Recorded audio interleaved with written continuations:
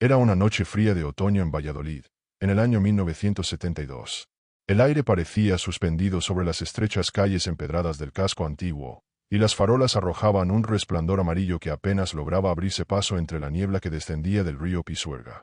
Las campanas de una iglesia cercana habían sonado las 9, un eco solemne que vibraba en los muros de piedra y en los corazones de quienes pasaban apurados por las aceras. Era el tipo de noche en la que todo parecía detenido, como si la ciudad se encontrara al borde de un secreto demasiado grande para ser revelado. En una pequeña vivienda en las afueras, con fachada encalada y ventanas enrejadas, vivía una joven llamada Isabel Romero, de apenas 22 años. Sus ojos castaños reflejaban siempre una mezcla de dulzura y determinación, y su cabello oscuro caía liso sobre los hombros, encuadrando un rostro de serenidad campesina. Trabajaba en una mercería del centro, donde pasaba las mañanas cosiendo y atendiendo a clientes habituales, y soñaba con ahorrar lo suficiente para estudiar Bellas Artes en Madrid. La vida en Valladolid en aquella época era dura, pero también estaba llena de costumbres que tejían comunidad. Isabel solía caminar cada día al trabajo atravesando la Plaza Mayor, donde el mercado todavía mantenía su bullicio matinal. Saludaba a los vendedores, escuchaba el crujido de las frutas en las cajas de madera y disfrutaba del olor del pan recién horneado que salía de las tahonas. Esa rutina le daba una sensación de pertenencia, como si cada esquina la reconociera y la acogiera en silencio. El carácter de Isabel era reservado, aunque quienes la conocían de cerca afirmaban que tenía una risa contagiosa, una manera de iluminar los espacios con solo un comentario ligero. Sus amigas la describían como alguien en quien se podía confiar, una joven que sabía escuchar y que no juzgaba. No tenía pareja en ese momento, aunque había rumores de pretendientes en el barrio, chicos que la miraban con interés en las fiestas locales, cuando la música de guitarra se mezclaba con el murmullo de la multitud. Pero detrás de esa normalidad había algo más. Isabel escribía en un pequeño cuaderno de tapas azules que guardaba celosamente en el cajón de su mesa de noche. Allí volcaba pensamientos, dibujos y descripciones de sus días, como si presintiera que un día alguien necesitaría entenderla desde adentro, más allá de lo que mostraba al mundo. Ese cuaderno se convertiría, más adelante, en una pieza clave para reconstruir lo que sucedió. La familia Romero era humilde pero unida. Su padre trabajaba como carpintero en un taller cercano, y su madre se dedicaba a las labores del hogar. Tenía 2 hermanos menores que la admiraban profundamente, pues Isabel siempre encontraba tiempo para ayudarlos con las tareas escolares o contarles historias antes de dormir. Esa cercanía con su familia hacía pensar que cualquier desaparición repentina de la joven resultaría inimaginable, casi imposible de concebir. Las calles de Valladolid, aunque tranquilas, escondían rincones oscuros. Los bares donde los hombres se reunían a beber y hablar en voz baja, los callejones donde los pasos resonaban más de lo esperado, y los portales donde los secretos podían permanecer guardados por años. El año 1972 estaba marcado por tensiones sociales y silencios impuestos, una España en la que muchos aprendieron a callar más de lo que decían. Ese ambiente de sombras sería el escenario perfecto para un misterio sin resolver. En la narración de este caso, cada detalle es importante. Cada gesto de Isabel, cada encuentro en la plaza, cada carta sin responder, cada mirada furtiva de alguien que quizás la observaba sin que ella lo supiera. Porque la historia que vamos a contar no es solo la de un desaparecimiento, sino la de una comunidad atrapada en preguntas sin respuesta. Y como ocurre en los casos más oscuros, los ecos del pasado siguen resonando incluso décadas después. La primera vez que Valladolid escuchó su nombre en boca de todos no fue por su dulzura ni por su talento con las telas, sino por el día en que dejó de regresar a casa. Un día que comenzaba como cualquier otro, con los sonidos de los carros por las calles, las campanas marcando el ritmo y el frío calando en los huesos, pero que terminaría marcado para siempre en la memoria colectiva. Ese día fue el 15 de noviembre de 1972. Antes de continuar, si disfrutas de este tipo de relatos donde el misterio se mezcla con la realidad, te invitamos a suscribirte al canal para no perderte los próximos casos que analizamos con detalle. Historias como la de Isabel nos recuerdan que, a veces, lo inexplicable puede estar más cerca de lo que creemos. La mañana del 15 de noviembre de 1972 amaneció envuelta em uma niebla espesa, que parecia tragar-se los edifícios, y hacer que los sonidos se percibieran lejanos, amortiguados. Isabel salió de su casa alrededor de las 8:15, como lo hacía todos los días. Levava abrigo marrom claro, bufanda tejida por sua madre y uma pequena cartera donde guardava alguns quadernos y umas monedas. La puerta se cerrou detrás de ela com chasquido metálico que ressonou em la memória de sua madre durante anos, como se aquele eco hubiese sido uma despedida definitiva. Los vecinos que la vieram aquela manhã asseguraram que caminhava com prisa, quizá porque o frio cortava o aire porque havia salido uns minutos mais tarde de lo habitual. Uma vecina, Dona Carmen, recordava claramente haberla visto passar frente a sua ventana com uma sonrisa ligeira, saludando com um gesto de lamorno. Nadie, absolutamente nadie, podia sospechar que esse seria o último saludo de Isabel em seu bairro. Seu recorrido era sempre o mesmo: atravessar a calle principal, tomar a ruta hacia la Plaza Mayor y luego dirigir-se hacia la merceria donde trabalhava, em uma esquina concorrida, junto a uma farmácia y um café pequeno donde los parroquianos se conheciam por nome. Esse trayecto solia estar leno de vida, pero essa manhã, segundo se supo después, houve momentos em que parecia deserto, com apenas algumas silhuetas recortando-se entre la bruma. Em la merceria, la ausência de Isabel, no passou desapercebida. Sua jefa, Dona Mercedes, era uma mulher estricta que sempre valorava a pontualidade. A las 9 em ponto, ao ver que Isabel não aparecia, murmurou para si que quizás se havia retrasado. Pero a las 9 mídia começou a inquietar-se. A las 10 estava convencida de que algo estranho sucedia. Isabel jamais havia faltado sem avisar. Mucho menos havia legado tarde mais de uns poucos minutos. La madre de Isabel, em sua casa, sentiu também um pressentimento inquietante. Não sabia explicá-lo, pero havia algo em o silêncio de la casa que lhe resultava insuportável. Mientras lavava los platos, seus pensamentos se desviavam uma y outra vez hacia la imagem de sua hija caminhando sola entre la niebla. O relógio marcava cada minuto com uma lentitude angustiosa. Esse sentimento oscuro em seu pecho não la abandonava. A lo largo de la tarde, as primeiras perguntas começaram a circular em voz baixa, entre los conhecidos. Havia decidido Isabel marchar-se de repente.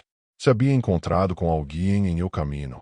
Podia haver sofrido o acidente. Nadie tinha respostas claras. O rumor de sua ausência se estendia como pólvora entre los vecinos. O pequeno bairro, acostumado à rotina, se agitava a hora com miradas de suspecha y medo. Quando caiu a noite, a família Romero tomou a decisão de acudir à Guardia Civil para denunciar a desaparição. O ambiente em la comisaria era frio y burocrático. Los agentes escucharam com atenção, pero com o escepticismo que dolia. É possível que la muchacha se haya escapado com o novio, dijeron algunos. Essa suposição foi rechazada de imediato por la madre de Isabel, com lágrimas em los olhos, insistindo em que sua hija nunca haria algo assim sem avisar. Mientras tanto, em la ciudad, começavam a circular versões contraditórias. Homem afirmou haberla visto em las cercanias del rio Pisuerga, caminhando com passo acelerado, como se alguém la siguiera.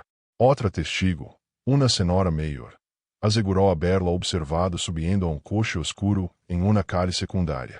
Estes testemunhos, aunque inquietantes, nunca pudieron ser corroborados del todo, y cada uno de ellos añadía más confusión ao caso. Com o paso de las horas, la figura de Isabel se foi transformando em um espectro em la mente de los vallisoletanos. Su rostro aparecia em la memória coletiva cada vez que alguém caminhava por la plaza ou cruzava uma esquina solitária. La pergunta se repetia sem descanso. Que havia passado entre las 8 y quarto, quando salió de sua casa, y las 9 em ponto, quando devia haber legado ao trabalho. Se este mistério te mantiene intrigado, recuerda suscribir-te ao canal, y ativar as notificações. Assim podrá seguir acompanhando-nos em este recorrido por casos que, como o de Isabel, marcam a toda uma comunidade y deixam cicatrices imborráveis em el tiempo. La investigación oficial comenzó con lentitud, casi con desgana, como si las autoridades no quisieran admitir que un crimen pudiera estar desarrollándose en una ciudad como Valladolid. El franquismo aún imponía su rigidez y su silencio, y cualquier caso incómodo tendía a ser minimizado para no manchar la tranquilidad de la provincia. Sin embargo, la familia Romero no estaba dispuesta a aceptar un archivo rápido ni una explicación superficial. El padre de Isabel, don Manuel, se convirtió en una sombra incansable en las calles, preguntando a todo el que pudiera haberla visto. Su rostro cansado y sus manos callosas llamaban la atención de comerciantes y transeúntes. Algunos lo evitaban por miedo a involucrarse, otros susurraban rumores sin pruebas. La desesperación de un padre que busca respuestas se fue volviendo un retrato cotidiano en Valladolid durante aquellos días de noviembre. Uno de los primeros lugares investigados fue la ribera del río Pisuerga. La corriente, oscura y traicionera, se convertía en el escenario de las peores especulaciones. Los guardias revisaron los márgenes, encontraron huellas confusas, pisadas que se perdían en la humedad del barro. Pero nada concreto apareció allí, solo la sensación de que aquel lugar guardaba secretos bajo su superficie opaca. La pista del coche oscuro señalado por un testigo también se investigó. Se trataba de un modelo popular de la época, lo que dificultaba su identificación. Valladolid en 1972 estaba lleno de esos vehículos, que podían pertenecer tanto a un vecino corriente como a alguien con intenciones siniestras. El rastro se diluyó pronto, como si la ciudad misma se encargara de borrar las huellas de lo sucedido. Con el paso de los días, el cuaderno azul de Isabel cobró relevancia. Al registrarse su habitación, la madre lo entregó a los investigadores con las manos temblorosas. Allí había poemas, dibujos de rostros y escenas cotidianas, pero también frases enigmáticas. Alguien me mira en la plaza, siento que me siguen. Esas palabras abrieron un nuevo camino de sospechas, pues sugerían que Isabel había notado algo extraño antes de desaparecer. Los amigos más cercanos confirmaron que Isabel había comentado en varias ocasiones sentirse observada, en especial al regresar a casa por la tarde, cuando la luz se apagaba en las calles y los pasos resonaban demasiado cerca. Nadie le había dado importancia entonces, interpretando sus palabras como simples nervios de una joven sensible. Pero ahora, cada una de esas confesiones adquiría un peso siniestro. El barrio comenzó a dividirse entre quienes pensaban que Isabel había sido víctima de un secuestro y quienes murmuraban que quizá había decidido marcharse voluntariamente. En las cocinas, en los cafés y en las colas de mercado, las conversaciones giraban en torno a ella. La ciudad parecía paralizada por el enigma, atrapada en una atmósfera de sospecha que se espesaba con la niebla de noviembre. El dolor en la familia Romero era indescriptible. La madre dejaba la ventana entreabierta por las noches, como si esperara que Isabel llamara en cualquier momento. Los hermanos pequeños se resistían a dormir, preguntando una y otra vez cuándo volvería su hermana. Don Manuel, por su parte, había dejado de comer con regularidad, empeñado en seguir rastros imposibles, como un hombre que lucha contra la sombra misma del destino. Con cada día que pasaba, la posibilidad de encontrarla con vida se desvanecía poco a poco en los ojos de los vecinos, aunque nadie se atrevía a decirlo en voz alta. Valladolid estaba envuelta en un silencio inquietante, como si toda la ciudad contuviera la respiración. El misterio de Isabel ya no era solo una historia familiar. Era un relato colectivo que desafiaba la calma de un pueblo entero. Y tú, que escuchas este caso, piensa en la fuerza de esos silencios y en lo que esconden. Si quieres descubrir cómo continúan estas historias de sombras y desapariciones, no olvides suscribirte al canal. Cada detalle puede ser la clave para entender lo que realmente ocurrió con Isabel aquella fría mañana de noviembre. La Guardia Civil, presionada por la insistencia de la familia y la creciente inquietud en Valladolid, comenzó a entrevistar a vecinos de forma más exhaustiva. Muchos recordaban haber visto a Isabel en sus trayectos diarios, pero pocos tenían algo concreto que aportar sobre el 15 de noviembre. La niebla de aquella mañana se había convertido en una metáfora cruel. Cubría no solo las calles, sino también los recuerdos de quienes podrían haber visto algo. Un joven llamado Antonio, aprendiz en la farmacia cercana a la mercería, declaró haber notado a un hombre merodeando en la zona días antes de la desaparición. Lo describió como alguien de unos 30 y tantos años, con bigote fino y sombrero oscuro, que parecía observar los alrededores sin entrar nunca en las tiendas. Antonio lo encontró inquietante, pero no había pensado en denunciarlo hasta que Isabel faltó a su trabajo. El testimonio de Antonio encendió una chispa de sospecha. Algunos vecinos coincidieron en que también lo habían visto, siempre en las mismas calles, siempre en silencio. Nadie conocía su nombre, ni de dónde había salido. En un barrio donde casi todos se conocían por vista, aquel hombre destacaba precisamente por su misterio. Era como una sombra que se movía entre la rutina de los demás. A pesar de esta pista, las autoridades parecían reacias a seguir una línea clara de investigación. Había una sensación de que no querían profundizar demasiado, como si temieran descubrir algo que no podrían controlar. El padre de Isabel, frustrado, comenzó a sospechar que se trataba de alguien con contactos, alguien capaz de protegerse bajo el manto del silencio oficial. El tiempo pasaba, y las esperanzas se transformaban en angustia permanente. La madre de Isabel se aferraba a los objetos de su hija, su abrigo aún colgado en el perchero, su cepillo de madera, el cuaderno azul con las palabras que resonaban como advertencias. Cada objeto parecía hablarle, pero ninguna de esas voces podía devolverle a su hija. La casa se llenaba de una presencia ausente, un vacío que lo impregnaba todo. Los periódicos locales, que al principio apenas habían mencionado la desaparición, comenzaron a cubrir el caso con mayor detalle. Titulares como misteriosa ausencia de joven vallisoletana captaban la atención de la gente. Sin embargo, los artículos eran cautelosos, llenos de frases vagas que evitaban comprometerse. Era como si el propio papel estuviera atrapado en el mismo silencio que gobernaba las calles. El rumor del coche oscuro volvió a tomar fuerza. Un taxista aseguró haber visto uno estacionado en un callejón cercano, con el motor encendido, alrededor de las 8:30 de la mañana. Según su relato, dentro había 2 hombres, y uno de ellos parecía nervioso, mirando constantemente hacia la calle. Este testimonio nunca fue confirmado, pero añadía un aire cada vez más siniestro a la desaparición de Isabel. La ciudad empezaba a sentir miedo. Las mujeres jóvenes evitaban caminar solas al amanecer, las madres acompañaban a sus hijas al mercado, y las conversaciones en las cocinas se llenaban de advertencias. Valladolid, que solía ser un lugar de rutina tranquila, se había transformado en un escenario donde cada sombra podía esconder un peligro. La desaparición de Isabel había abierto una grieta en la confianza colectiva. Las noches eran las peores. El silencio parecía más profundo, interrumpido solo por el ulular del viento contra las persianas. En esas horas, los pensamientos oscuros crecían en la mente de la familia Romero, imaginando escenarios terribles. Era como si Isabel estuviera atrapada en algún lugar, llamando en silencio, y ellos fueran incapaces de escucharla. El tiempo se convertía en su enemigo más cruel. A medida que nos adentramos en este caso, queda claro que los detalles se entrelazan como piezas de un rompecabezas imposible. ¿Quién era el hombre misterioso con sombrero? ¿Qué significaba aquel coche en el callejón? ¿Y por qué las autoridades parecían tan dispuestas a dejar que la niebla cubriera la verdad? Con la entrada de diciembre, el caso de Isabel ya era tema de conversación en toda Valladolid. Las luces de Navidad comenzaban a adornar las calles, pero en la casa de la familia Romero no había espacio para celebraciones. La desaparición de la joven se había convertido en un muro impenetrable entre ellos y el resto del mundo.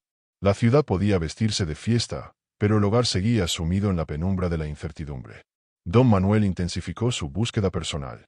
Visitaba barrios alejados, hablaba con transeúntes desconocidos, pegaba pequeños anuncios escritos a mano en postes y tableros comunitarios. Cada noche regresaba exhausto, con el rostro marcado por la desilusión.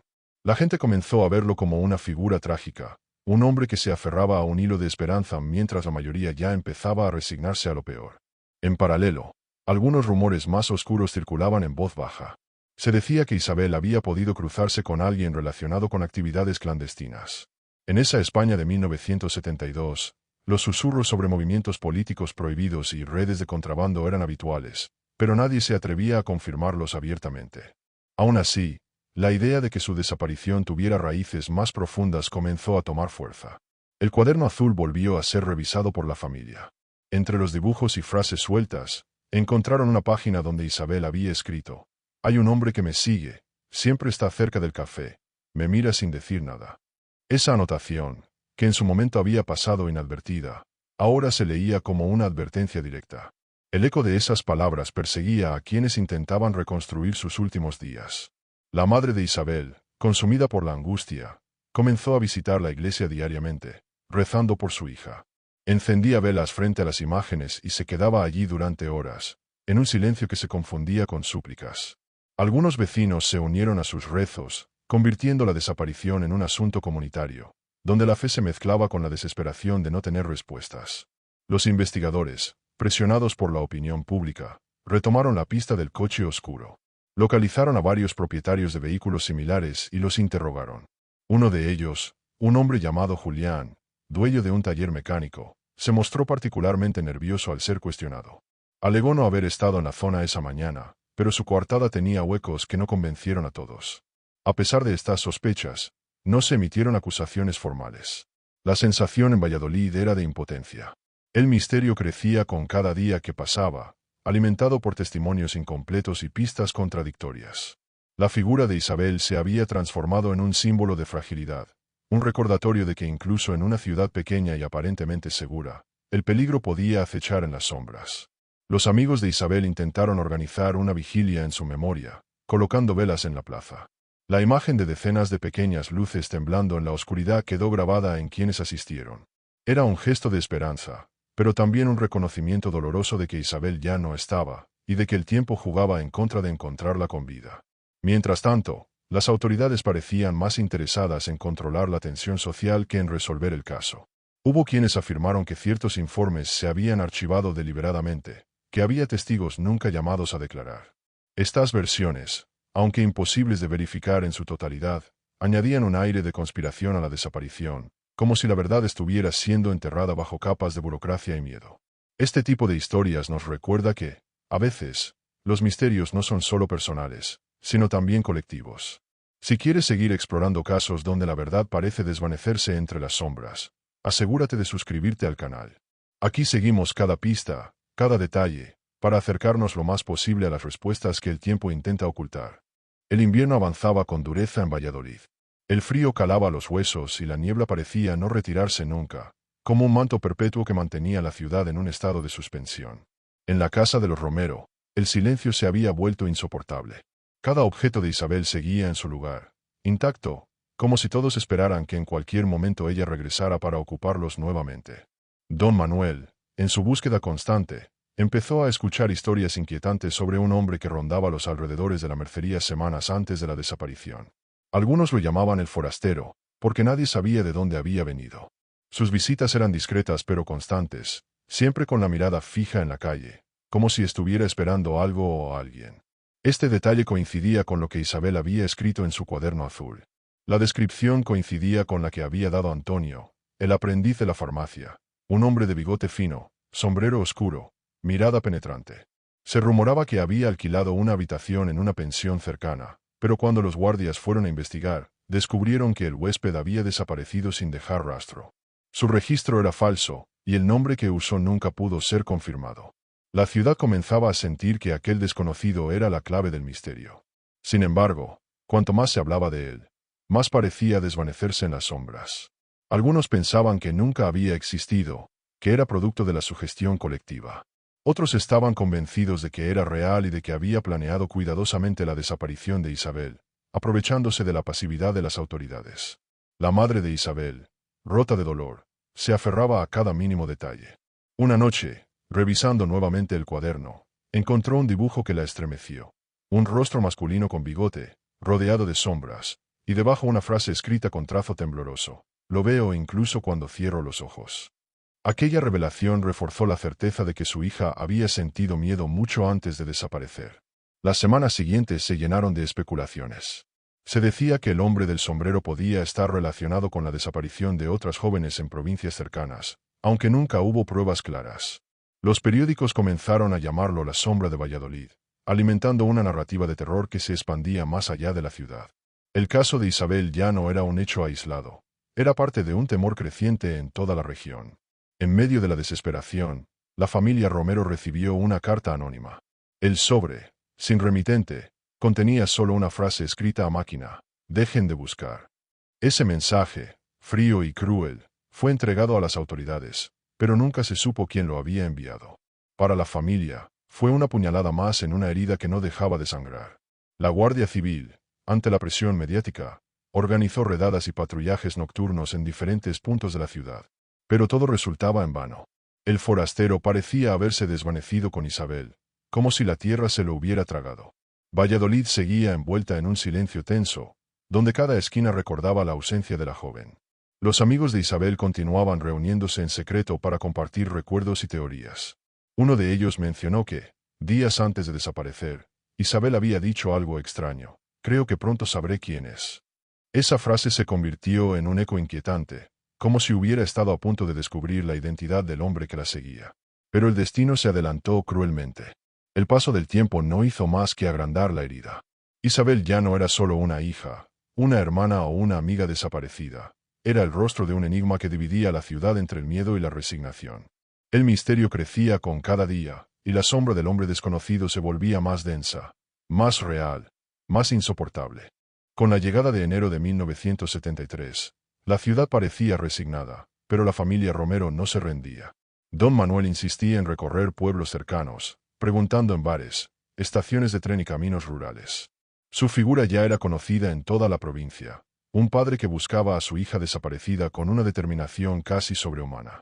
Cada negativa que recibía era como una piedra más cargada sobre su espalda, pero no se detenía. En una taberna de un pueblo cercano, Un hombre aseguró haber visto a Isabel la misma tarde de su desaparición, acompañada por alguien que encajaba con la descripción del forastero. Según su relato, la joven parecía incómoda, como si no quisiera estar allí.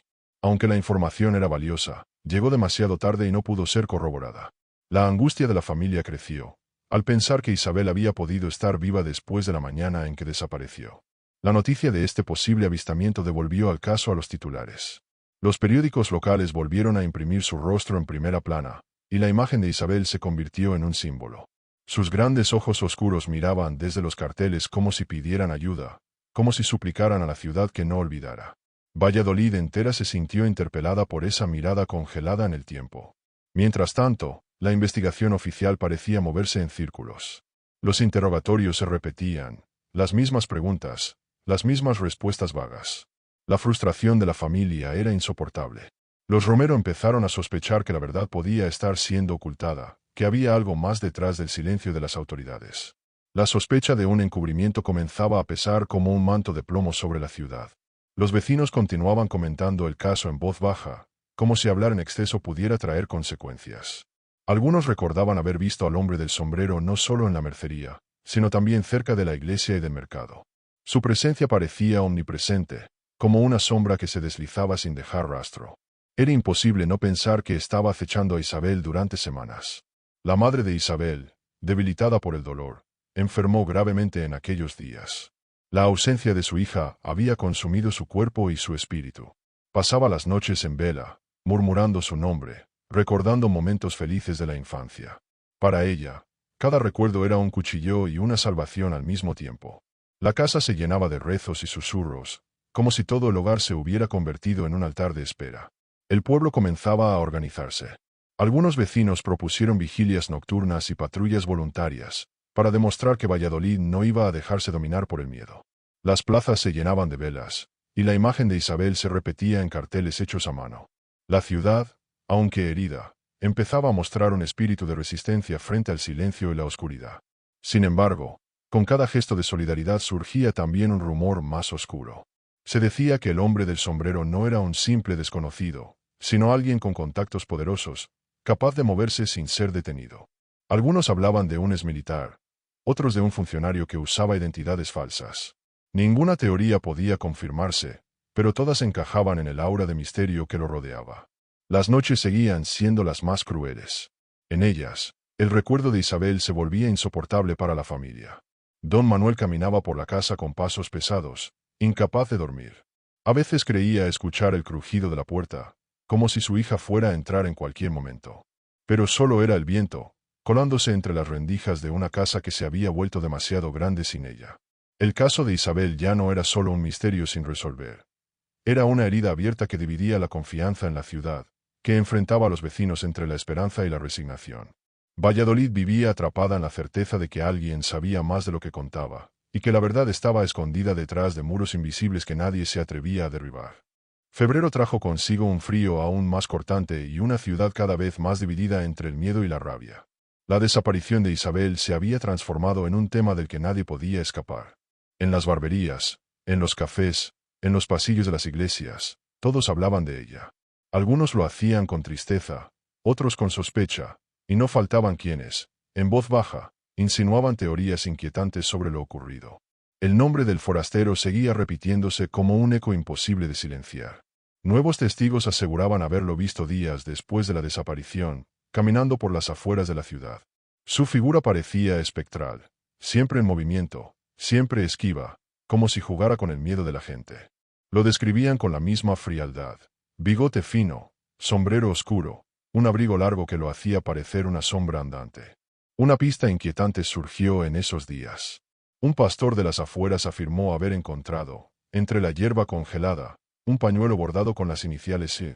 La familia confirmó que pertenecía a Isabel. El hallazgo, lejos de traer alivio, encendió más angustia. ¿Cómo había llegado hasta allí? ¿Había sido arrojado como una burla? ¿O se trataba de una señal de que Isabel había pasado realmente por aquel lugar? Los guardias recogieron el pañuelo, pero no ofrecieron explicaciones claras. La investigación seguía siendo lenta, como si se moviera bajo una capa de plomo. Para la familia Romero, aquello era insoportable. Don Manuel acusaba abiertamente a las autoridades de no querer encontrar la verdad. Sus palabras, dichas en voz alta en la plaza, lo convirtieron en una figura polémica, un padre desesperado enfrentado a un sistema rígido y cerrado. El hallazgo del pañuelo coincidió con un aumento de cartas anónimas. Algunas eran crueles, escritas con frases hirientes que parecían burlarse del dolor de la familia. Otras insinuaban pistas vagas: busquen cerca del río, pregunten en la pensión. Ninguna carta llevó a un descubrimiento real, pero todas alimentaban la atmósfera de paranoia. Valladolid vivía atrapada en un laberinto de mensajes y rumores. El ambiente social se volvió más denso. Algunas familias prohibieron a sus hijas salir solas, y las calles, al caer la noche, quedaban desiertas. Las farolas proyectaban sombras largas sobre las piedras, y el sonido de los pasos solitarios se convertía en un recordatorio inquietante de la desaparición de Isabel. La ciudad, acostumbrada a la rutina tranquila, se había convertido en un escenario de sospecha constante. La madre de Isabel, cada vez más frágil, se aferraba a la fe con desesperación. Decía haber soñado varias veces con su hija, viéndola vestida con el mismo abrigo marrón claro con el que salió de casa el 15 de noviembre. En esos sueños, Isabel extendía la mano, como si pidiera ayuda desde un lugar al que nadie podía llegar. Para la madre, aquellos sueños eran mensajes; para los demás, eran el reflejo de un dolor insoportable. Mientras tanto, el forastero seguía sin dejar rastro tangible. Cada pista que apuntaba hacia él terminaba disolviéndose en la nada. Los rumores crecían. Algunos aseguraban que tenía contactos en otras provincias, que había cambiado de identidad más de una vez, que era un hombre capaz de esconderse a plena vista. Valladolid empezaba a verlo como un fantasma humano, alguien que se escurría entre los dedos de la justicia. El caso ya no era solo un misterio sin resolver. Era una herida que amenazaba con devorar a la ciudad. Cada detalle, cada palabra del cuaderno azul, cada testimonio contradictorio, parecía formar parte de un rompecabezas imposible de armar. La figura de Isabel se mantenía en el centro, como un recuerdo doloroso que nadie podía ignorar. Ella era la ausencia que lo llenaba todo. Y tú, que sigues esta historia, pregúntate, ¿qué habrías hecho en esa ciudad, en esa época, sabiendo que alguien podía desaparecer en plena mañana y que las respuestas parecían estar siempre más lejos? Si quieres seguir conociendo cómo este caso avanza hacia revelaciones más oscuras, recuerda suscribirte al canal y no perderte la próxima parte de este relato. Marzo trajo consigo una ciudad exhausta. Valladolid parecía vivir bajo una nube perpetua de sospechas. El nombre de Isabel seguía en boca de todos, y la imagen del forastero se había convertido en una especie de leyenda urbana. Los niños lo mencionaban en susurros, las mujeres lo evitaban en las conversaciones, y los hombres lo describían como una amenaza que caminaba invisible entre ellos. En ese mes, una pista nueva alteró la investigación. Un vecino de un barrio periférico afirmó haber escuchado gritos la mañana del 15 de noviembre, alrededor de las 9, procedentes de un callejón estrecho. Decía que era la voz de una mujer joven, cortada abruptamente por el ruido de un coche arrancando. Aunque el testimonio llegó tarde, encajaba con la línea de tiempo en que Isabel debió desaparecer. La Guardia Civil registró el lugar, pero no encontró pruebas físicas. La familia Romero, agotada pero firme, decidió contratar la ayuda de un investigador privado. Se trataba de un ex policía, conocido como Serrano, que aceptó indagar más allá de lo que las autoridades parecían dispuestas a hacer. Serrano comenzó a entrevistar a los vecinos con una franqueza brutal, anotando cada detalle, cada contradicción, cada mirada esquiva. Su presencia devolvió una chispa de esperanza a los Romero. Fue Serrano quien descubrió algo inquietante. En la pensión donde se decía que había estado el forastero, algunos empleados recordaban a un huésped que usaba diferentes nombres. Una vez se registró como Julián, otra como Ricardo. Siempre evitaba dar documentos, siempre pagaba en efectivo. Dormía poco, entraba y salía a horas extrañas, y pasaba largos ratos mirando por la ventana hacia la calle. Todo coincidía con la descripción del sospechoso. El ex policía también recogió testimonios sobre un coche oscuro estacionado en la misma zona. Varios vecinos lo habían visto, con los cristales empañados por dentro, como si alguien hubiera pasado mucho tiempo dentro sin abrir las ventanillas. Esa imagen se volvió perturbadora. Un vehículo silencioso, escondido en una calle angosta, esperando. Era la trampa perfecta en una mañana cubierta de niebla. A medida que Serrano avanzaba, comenzaron a llegarle advertencias. Una llamada anónima lo instó a dejar las cosas como estaban. Un sobre con una bala apareció en la puerta de su oficina improvisada. El investigador comprendió que estaba tocando hilos peligrosos, pero en lugar de retroceder, se empeñó aún más en desentrañar la verdad. Su convicción era clara: Isabel no era una víctima al azar. Alguien la había elegido. La familia, aunque asustada por estas amenazas indirectas, sentía que por primera vez alguien estaba dispuesto a mirar donde otros no querían.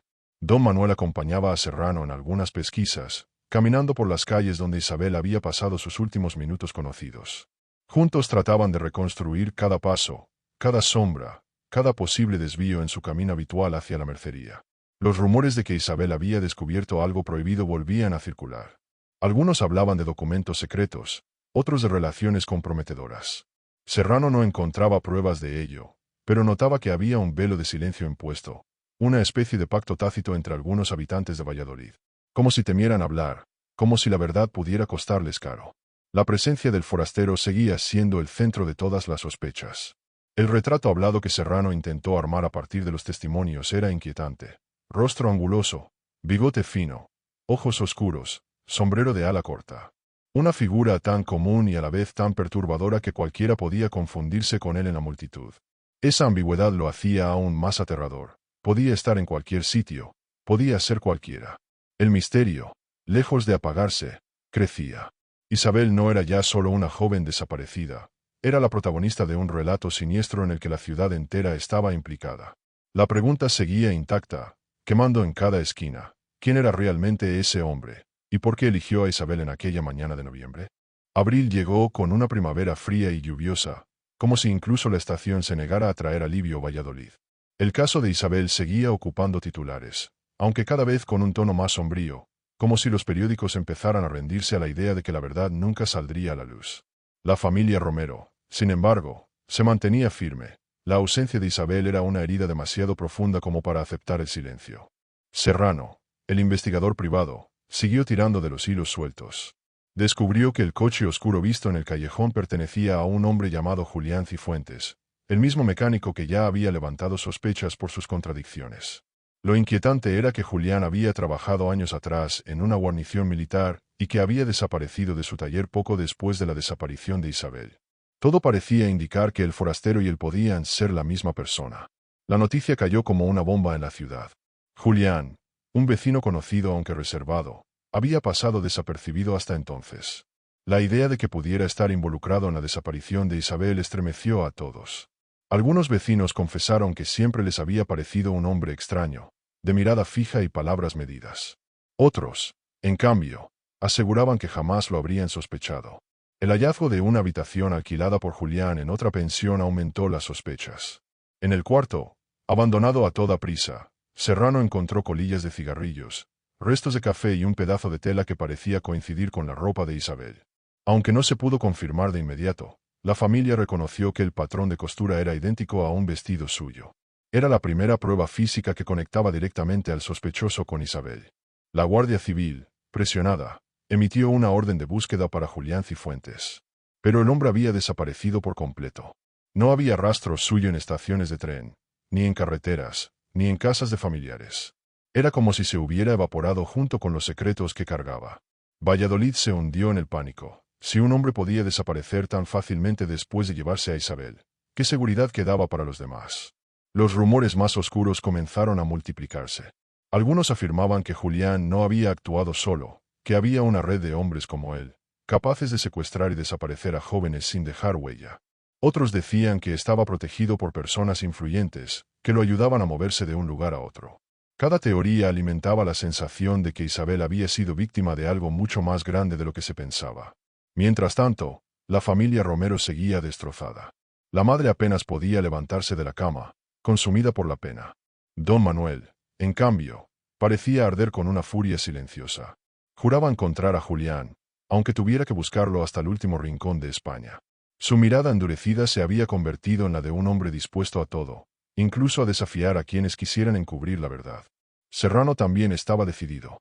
El investigador comenzó a seguir rastros más arriesgados, viajando a provincias cercanas donde se hablaba de un hombre parecido a Julián. En una ocasión, en León, alguien dijo haberlo visto entrar en un hostal de mala reputación, pero al llegar, ya se había esfumado. Cada pista lo acercaba y lo alejaba al mismo tiempo, como si Julián jugara con ellos desde las sombras. El recuerdo de Isabel seguía siendo el centro de todo. Sus amigos, sus vecinos, incluso desconocidos, hablaban de ella como si fuera parte de sus propias vidas. La joven de 22 años que desapareció una mañana de niebla había marcado a toda una generación en Valladolid. Su rostro se había convertido en un símbolo, la fragilidad de la vida frente al misterio insondable de la desaparición. El caso parecía llegar a un punto crucial. La identidad del sospechoso estaba clara, pero su paradero seguía siendo un enigma. La ciudad entera contenía la respiración, esperando que en cualquier momento surgiera una pista definitiva. La pregunta ya no era solo qué le había pasado a Isabel, sino si la justicia sería capaz de alcanzar a un hombre que parecía haberse convertido en un fantasma. Mayo trajo una leve calidez, pero Valladolid seguía bajo la sombra de la desaparición de Isabel. Cada calle parecía recordarla, cada banco de plaza, cada rincón del mercado parecía tener su recuerdo atrapado. Los rumores sobre Julián Cifuentes seguían creciendo, y el miedo de los vecinos no disminuía. Era como si su nombre solo pudiera pronunciarse en susurros, temiendo que el propio hombre pudiera escucharlos. Serrano comenzó a investigar los lugares donde Julián podría estar escondido. Sus pesquisas lo llevaron a pensiones olvidadas, almacenes abandonados y viejos talleres mecánicos a las afueras de la ciudad. Cada hallazgo era frustrante, restos de vida reciente, pero sin señales directas de Isabel. El suspenso crecía, como un hilo tenso a punto de romperse en cualquier momento. Un día, mientras revisaba un almacén abandonado, Serrano encontró un diario viejo, con notas que hablaban de mujeres jóvenes, de rutas y de horarios precisos. Entre ellas, estaba un fragmento que mencionaba a la de Valladolid, y detalles que solo Isabel podía cumplir: su edad, su camino diario, su rutina en la mercería. La evidencia comenzaba a tomar forma, y Julián ya no era solo un sospechoso. Era el principal responsable de la desaparición. La familia Romero recibió la noticia del hallazgo. La mezcla de alivio y horror era imposible de contener. Por primera vez, sentían que estaban más cerca de la verdad, pero también comprendieron que lo que descubrirían sería devastador. Cada prueba apuntaba a que Isabel había sido víctima de un plan premeditado, que su secuestro no había sido azaroso sino cuidadosamente calculado por Julián. Con la presión creciente, la Guardia Civil intensificó la búsqueda. Finalmente, lograron rastrear a Julián hasta una casa en las afueras, aparentemente abandonada, donde los vecinos afirmaban haber visto luces y movimientos sospechosos en noches previas. El operativo se organizó con cautela. Un hombre peligroso, capaz de desaparecer sin dejar rastro, debía ser atrapado sin poner en riesgo a nadie más. La operación se desarrolló al amanecer, aprovechando la confusión del barrio y la niebla matinal, tan característica de Valladolid. La tensión era palpable. Cada movimiento, cada respiración contenida, se sentía en el aire. Don Manuel y Serrano estaban cerca, observando, esperando que esta vez la justicia no fallara y que finalmente se pudieran resolver los meses de angustia. Al entrar en la casa, los agentes encontraron rastros inquietantes: ropa de mujer que coincidía con prendas de Isabel, algunos objetos personales y señales de un intento de ocultar evidencias. El miedo de que la joven ya no estuviera allí era intenso. Cada paso dentro del inmueble parecía confirmar la magnitud del plan de Julián. Todo estaba preparado para que nunca la encontraran. Finalmente, Julián fue localizado en un sótano secreto, apenas iluminado por una lámpara tenue. Su expresión no mostró sorpresa, parecía esperar la llegada de los guardias. La tensión de momento era insoportable. Un hombre que había desaparecido y aterrorizado una ciudad durante meses estaba frente a ellos, finalmente atrapado. La pregunta de todos era la misma: ¿Isabel estaba viva? La madre de Isabel, al enterarse de la captura, sintió una mezcla de miedo y esperanza. Cada instante sin noticias de su hija había sido un martillo en su corazón. Los meses de angustia, las noches de rezos, los susurros de vecinos y los rumores de cartas anónimas, todo apuntaba ahora a una posibilidad real, que la verdad podría salir a la luz, aunque la herida seguiría abierta. Mientras tanto, la ciudad esperaba con ansiedad. Cada paso de los agentes, cada palabra de los testigos reunidos, formaba parte de un desenlace largamente esperado. Valladolid se encontraba al borde de un cierre que pondría fin a meses de misterio y dolor, aunque nadie olvidaría jamás los meses en que Isabel había desaparecido sin dejar rastros. La entrada al sótano fue lenta y meticulosa. Julián Cifuentes permanecía inmóvil, sus ojos oscuros fijos en los agentes. Al avanzar, los guardias encontraron indicios claros: objetos personales de Isabel, una pequeña libreta que había sido arrancada de su cuaderno azul, y prendas de vestir cuidadosamente dobladas. Todo apuntaba a que Isabel había estado allí, retenida, y que cada detalle había sido planeado para mantenerla oculta de manera casi perfecta. En un rincón del sótano, encontraron una puerta oculta que llevaba a un pequeño habitáculo. Allí, finalmente, estaba Isabel. Desnuda de miedo, débil y desorientada, pero viva. La emoción que recorrió a la familia y a los agentes fue indescriptible. Don Manuel lloraba abrazando a su hija, mientras la madre, temblorosa, no podía dejar de tocarla, asegurándose de que era real y que los meses de agonía finalmente habían terminado. Isabel estaba asustada, y su mirada reflejaba el horror de los meses vividos en silencio.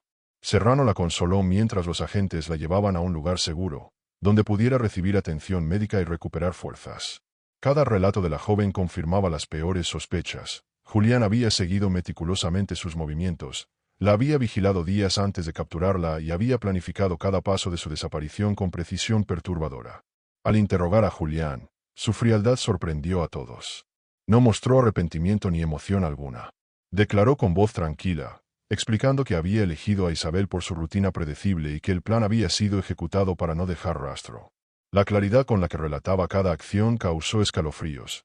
Un hombre meticuloso, metido en su propia lógica, que no parecía comprender el daño que había causado.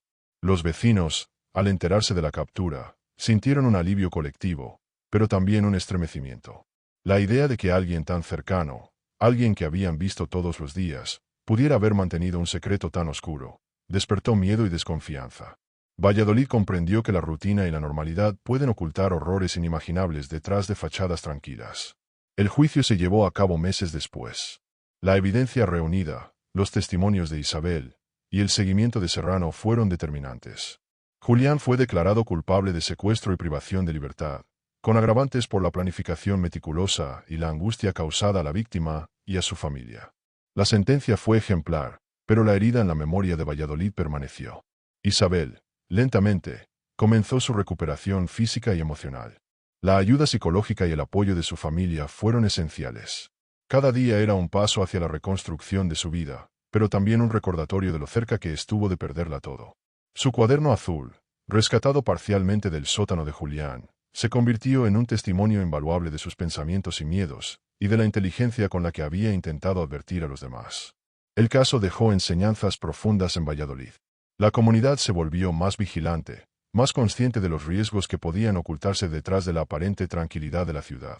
La historia de Isabel fue contada durante años como un recordatorio. Incluso en lugares pequeños y familiares, pueden ocurrir actos de violencia cuidadosamente planeados, y solo la atención, la intuición y la persistencia pueden hacer justicia. Al mirar hacia atrás, la historia de Isabel se convirtió en un relato de resiliencia y valentía. La joven sobrevivió a un hombre que representaba la maldad meticulosa, y su regreso a la vida normal fue un triunfo silencioso sobre el miedo que había dominado meses de existencia. Su familia, aunque marcada por la experiencia, pudo finalmente respirar con la certeza de que la verdad había salido a la luz. Si estás siguiendo esta historia, recuerda que cada detalle importa y que incluso los misterios más oscuros pueden resolverse con paciencia y determinación.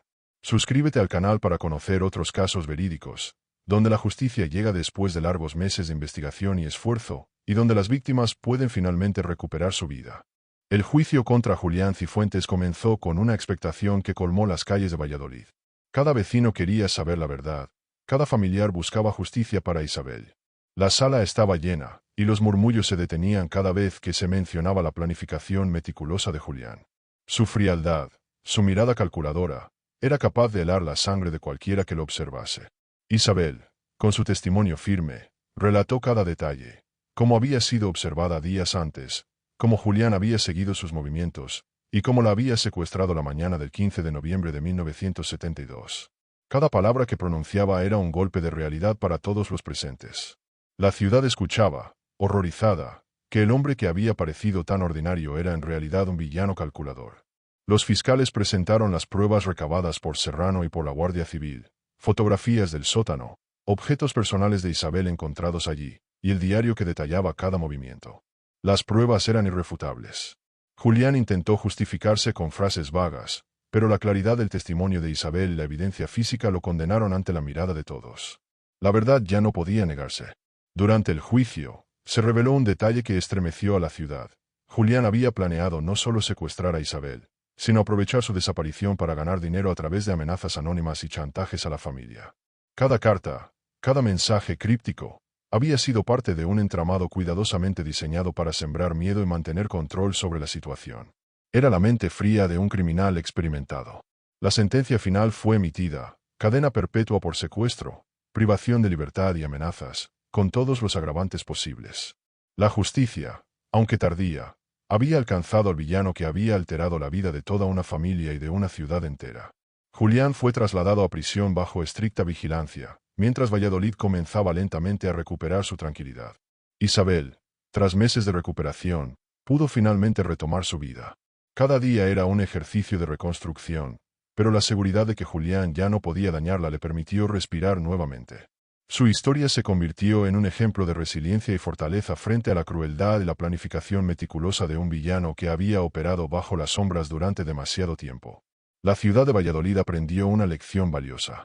La rutina cotidiana puede ocultar peligros inimaginables, y la vigilancia, la intuición y la persistencia son esenciales para proteger a los más vulnerables.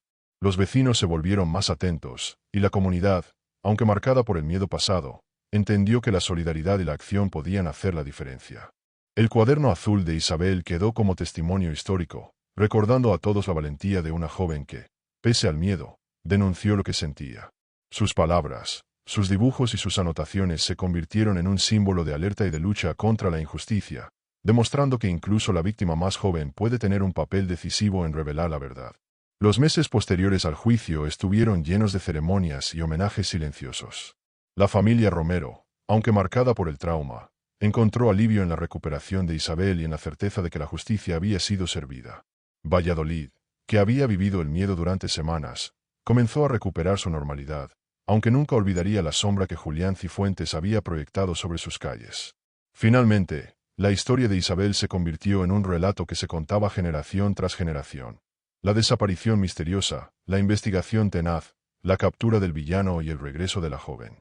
Un caso que demostró que la maldad puede esconderse en la rutina más ordinaria, pero que la verdad, cuando se persigue con determinación, siempre puede salir a la luz.